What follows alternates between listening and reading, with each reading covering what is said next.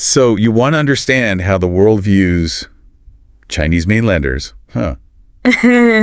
Well, buckle up. It's a pretty complicated topic. It really is. We're gonna do a deep dive here, Yeah. using a bunch of different sources you sent us, academic studies, articles, reports, all that good stuff. Right. And we're not just gonna like scratch the surface here, right? Mm-hmm. We're gonna dissect why these perceptions exist in the first place, Yeah. and whether they actually match up with reality. What's really interesting is that these perceptions, they aren't just like opinions floating around, Right. They have real world consequences. Like they can actually impact relationships between countries. It's pretty significant. Yeah, no, absolutely.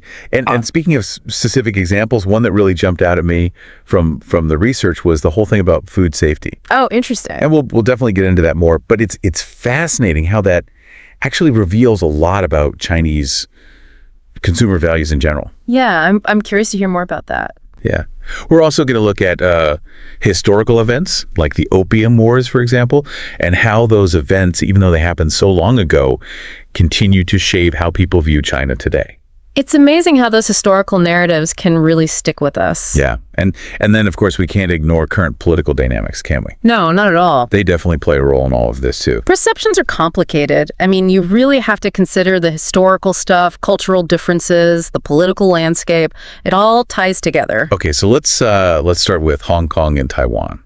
Our sources suggest that in Hong Kong, economic concerns are a major factor when it comes to perceptions of mainlanders.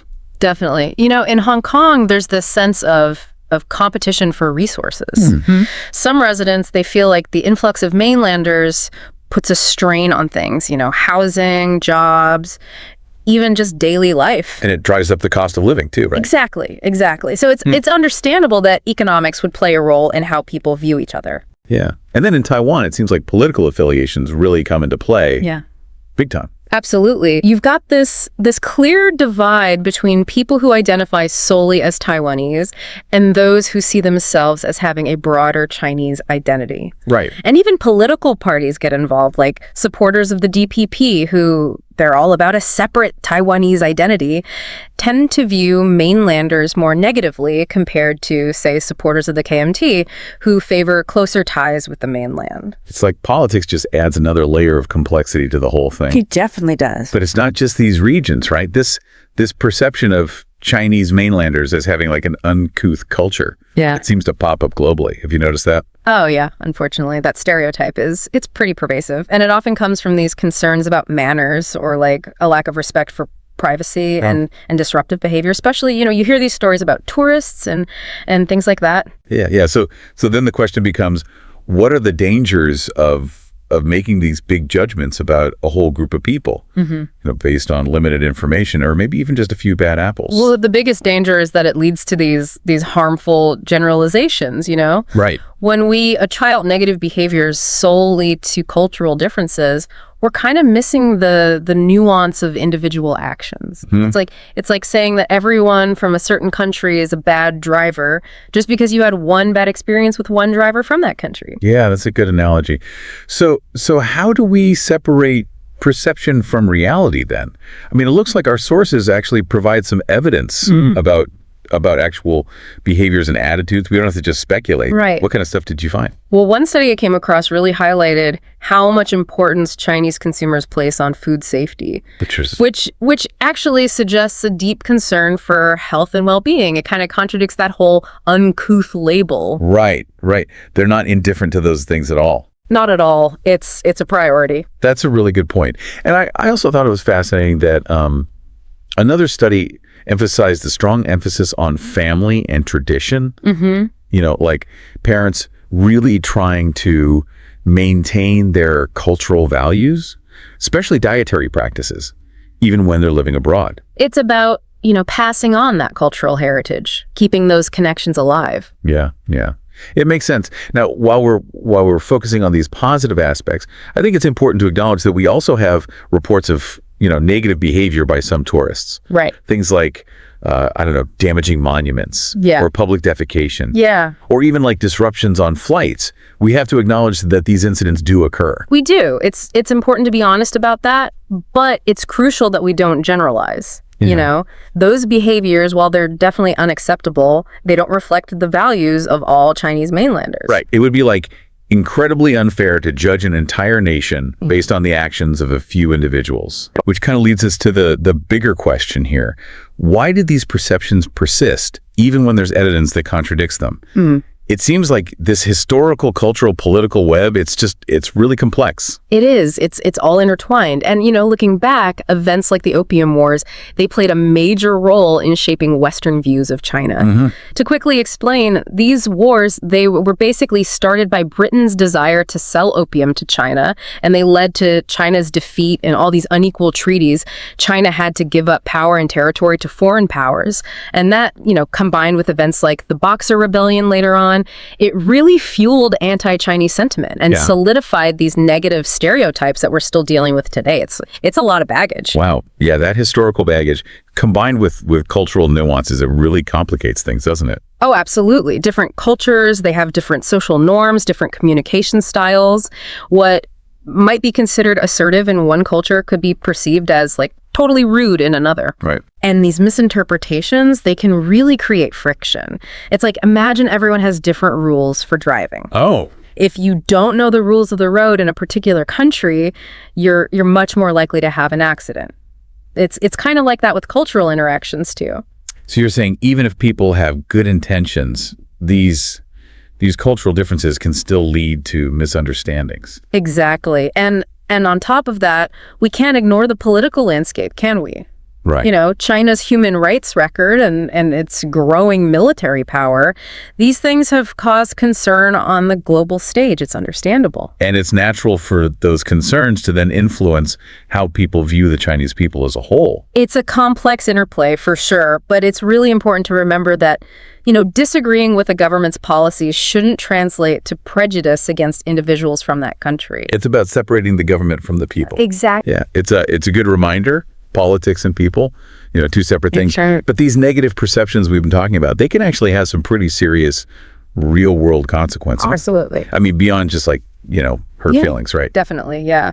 These perceptions can contribute to, you know, actual discrimination, prejudice, right, which affects how Chinese mainlanders are treated in all kinds of areas. Yeah. Social situations, job opportunities. And I think there was even an example from the Philippines where these negative perceptions might have actually contributed to a decline in trade between the two countries. Right. It demonstrates how these biases can actually go beyond just personal interactions and have a real economic impact, a real impact on countries. Yeah, that's pretty serious stuff. It is. And if we kind of zoom out even further to the global level, these negative perceptions, they can fuel mistrust between nations, which makes it even harder to you know, find common ground on all these critical global issues that we're all facing. You can have a vicious cycle, you know? Right. Negative perceptions breed mistrust, which then just reinforces those perceptions, and it makes diplomacy and cooperation that much more challenging. So where do we go from here? Is there any hope for bridging this gap and fostering, you know, better understanding between cultures? Like, what can we actually do? Oh, absolutely. I think despite all these challenges, there are definitely efforts underway to improve relations and break down those barriers. We see it happening. Yeah, I mean, our sources mentioned some initiatives that are actually originating in China. Can you tell us a little bit about those? Yeah, so China's been putting a lot more emphasis on cultural exchange programs. Okay. And also strengthening cooperation with its neighbors.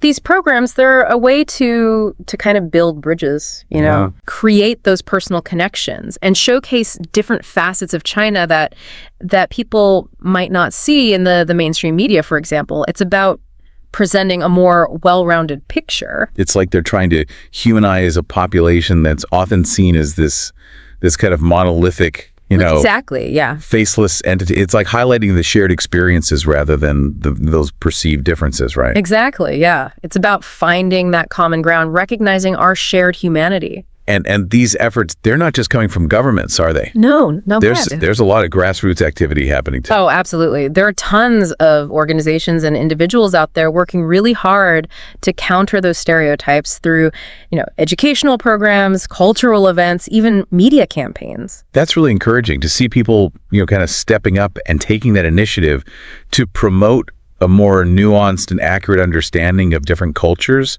it's inspiring. It really is. It's about challenging those preconceived notions and replacing them with empathy and a genuine curiosity about other cultures. And that's really what this whole deep dive has been about, right? Yeah. Unpacking these perceptions surrounding Chinese mainlanders, trying to separate fact from fiction, and ultimately encouraging you, the listener, to approach the world with an open mind and a willingness to look beyond those stereotypes that are so easy to fall into. Because, understanding is really the foundation of a more inclusive and interconnected world. So now that we've covered all this, what are your thoughts? What stands out to you the most from all this, and how does it connect to maybe your own experiences or the way you view the world? That's an important question. I think, information is most powerful when it's understood and applied. We can analyze all these studies and historical events, but ultimately it comes down to how this resonates with each individual listener, how it shapes their understanding of these really complex cultural differences that exist in the world. And maybe even inspires them to take some kind of action. Yes. Whether it's, challenging a stereotype they hear, or seeking out diverse perspectives, or simply engaging in conversations with people from different backgrounds. Even small actions can make a difference. It's true. Think of it like dropping a pebble in a pond. It creates those ripples that spread outward. Each individual action, no matter how small, can have that ripple effect, contributing to a more informed, more empathetic, and more connected world. Okay, so as we wrap up this deep dive into perceptions of Chinese mainlanders, we want to leave you with one final thought to ponder. You've heard the expert's perspective, you've learned about the historical context, you've examined evidence from a variety of sources. Now, knowing all of this, how do you think we can best promote cross-cultural understanding? Not just with China, but in a world full of such diverse perspectives. How can we move past those assumptions and really embrace the richness and complexity of truly understanding each other? Yeah. It's a question worth asking ourselves, and we hope you'll continue to reflect on it long after this episode ends. Because building bridges really begins with understanding. And that's a journey each of us has the power to take. It sounds like you're encouraging us to be like active participants in that journey. Yeah. Not just passive observers. Exactly. We can all contribute to a more understanding and connected world. Even something as simple as striking up a conversation with someone from a different background. Right. That can be a step in the right direction. It's about being open to learning from each other, rather than assuming we already have all the answers. Absolutely. And challenging those assumptions when we hear them. If someone makes a sweeping generalization about a particular culture, don't be afraid to politely question that statement. Ask them what their experience is based on. Encourage them to think critically about where those perceptions are coming from. It's like you're saying, each of us has the power to be an ambassador for cultural understanding. I think that's a great way to put it. We can all be ambassadors, promoting empathy and curiosity rather than fear and judgment. Well, you've given us a lot to think about today. It's been fascinating to unpack these perceptions surrounding Chinese mainlanders, explore the historical and cultural context, and consider how we can all contribute to a more understanding world. Thanks for joining us on this deep dive. It was my pleasure. I really hope this encourages our listener to continue exploring these complex issues and to engage with the world with a sense of openness and curiosity. I think it will. And to our listeners out there, thanks for tuning into this deep dive. We appreciate you spending your time with us, and we hope you'll join us again next time for another thought-provoking exploration.